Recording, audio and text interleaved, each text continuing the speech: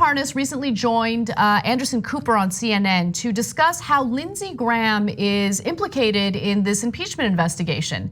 Now, we've shared stories about how Devin Nunes was implicated in the impeachment investigation. Nothing happened to him, so it's unlikely that anything's gonna happen to Senator Lindsey Graham.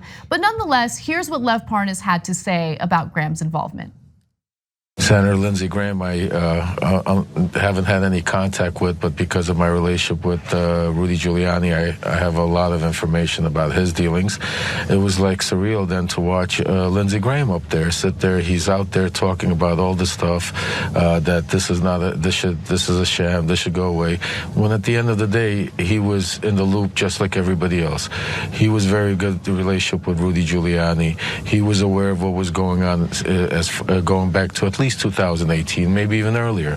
And then, if you recall, he was supposed to be the one that Rudy Giuliani was supposed to bring Victor Shokin to when the visa got denied. And I think he was, even if we check the records, involved in, getting the request for the visa somehow. That lawyer that Lev Parnas makes his appearances with is, he scares the crap out of me. I'm just being honest with you, okay?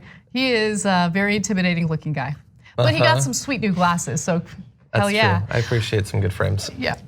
All right, so let's get to the substance. That was the substance. No, there actually is. That's all I've got. It's like this impeachment process, unfortunately, has uncovered so many problematic aspects of our members of Congress, of what's happening in the executive branch.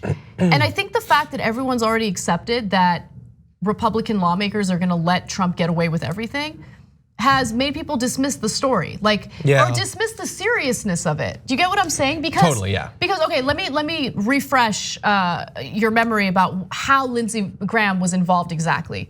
So before this impeachment investigation began, before all of this drama unfolded,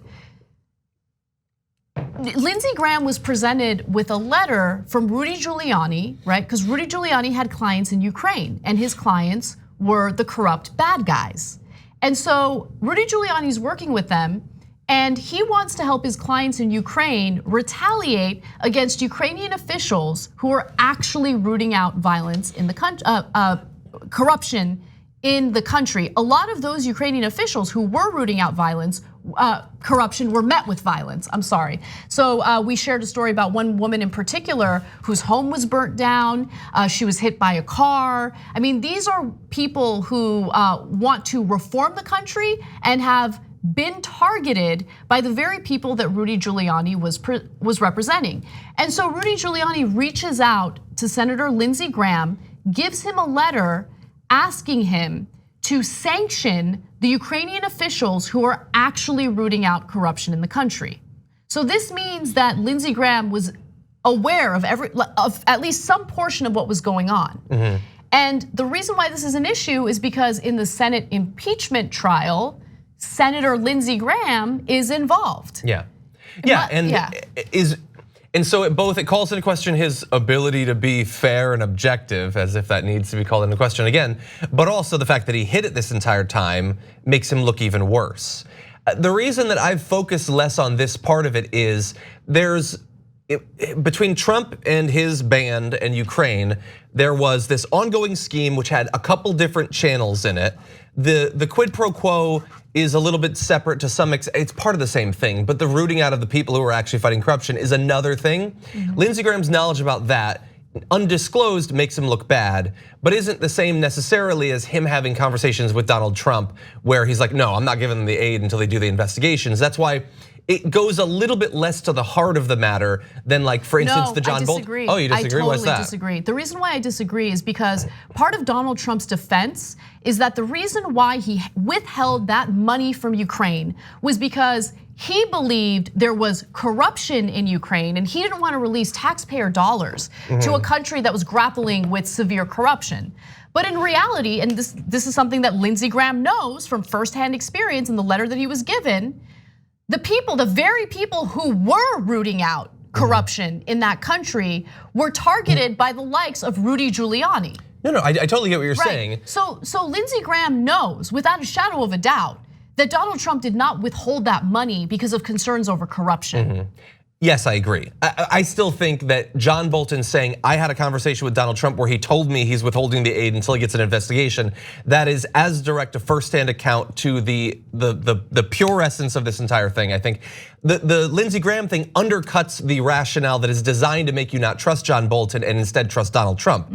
I agree. Yeah, I just think in any other case, if you are serving as a potential, or you could serve as a potential juror in a criminal case, you get asked all sorts of questions to figure out if there's a conflict of interest, if there are biases involved, if there's anything that could lead to a miscarriage of justice. Yeah. Now, unfortunately, in our justice system, there are many examples of miscarriages of justice. However, I know from personal experience going through the jury selection process that you get asked all sorts of questions because they want to do their best in picking the right person to serve as a juror. So, you don't make a decision based on some sort of like nefarious thing that's going on behind the scenes. Well, both Devin Nunes in the House and Lindsey Graham in the Senate are implicated in this. Hid what they knew. They hid what they knew. They lied to the American people under oath. It's disgusting. Yeah, and at various, so Devin Nunes initially was involved in the vote to actually impeach, and now Lindsey Graham is involved in the question of removal. That is why I think that when it gets to the Senate, it shouldn't be the 100 senators. It should be 100 people drafted from the populace at large based on your social security number. I don't actually think that, but wouldn't that be exciting? No, I think an actual jury of your peers. I think that actually, I don't think that's a terrible idea. I mean, I would maybe tweak it a little bit, but I think that is a more likely strategy. Like that strategy would more likely lead to a ruling that would be just. Yes. Yeah, and so the thing too about all of these people who have now been implicated is when Donald Trump breaks the law, nothing happens to Donald Trump, but at the least we get some of his cronies, like whether it's Manafort or whoever, his lawyers and all that, Cohen. So I at least would like some of that. Now, I don't think that Devin Nunes is gonna lose his seat or Lindsey Graham. It's gonna look embarrassing for them, but we went over our Republican electoral cuck theory yesterday. That doesn't seem to hurt them for whatever reason. But at the very least, William Barr, a guy who has maddeningly been left out of this conversation, when the whistleblower was initially raising concerns behind the scenes to the DOJ, William Barr tried to kill the entire thing. He had knowledge of the scheme himself, so he was killing an investigation into a scheme that he was implicated in. And I have tweeted about this so many times, and nobody is bringing up William Barr. Right. Like it's 24 hours a day. Adam Schiff has not stopped talking since Monday, and nobody's talking about William Barr. And he is an incredibly powerful person in a powerful position that will continue to do bad things in America, that is up to his gills in this thing, and it doesn't seem to matter. There's not gonna be any consequences for him either.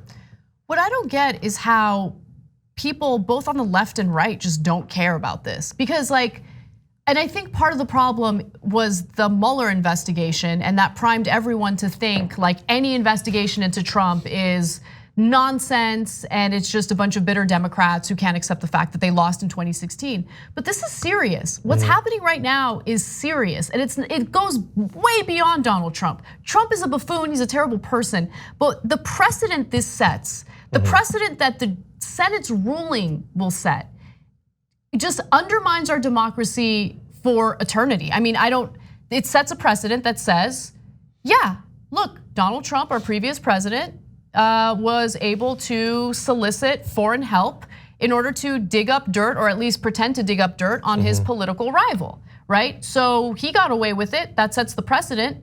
And so as a result, any other president can do it. And I don't want that, whether it's a Democrat or Republican. That undermines everything. What's the whole point of claiming that you live in a democracy when you just don't? Yeah, like I've always joked about, like I don't want in 2024 it to come down to, is Estonia's help for President Sanders gonna outweigh Madagascar's help for Don Jr.? Like it should be about the candidates, not about who has the better international like bunch of goons who's trying to help them. Don't miss your chance to win a trip to Los Angeles and have dinner with Cenk, John, and me. Just head to tyt.com/dinnerinla to register to win. Sign up for a free Aspirations spend and save account. Then you just register your eligibility and swipe your Aspiration card daily on purchases to gain entries. Not only are you entering to win a trip to Los Angeles and dinner with TYT hosts, you're also not depositing your hard-earned money into fossil fuel exploration or production. As a friendly reminder, even if you already have an Aspiration account, you must still register for eligibility into the sweepstakes.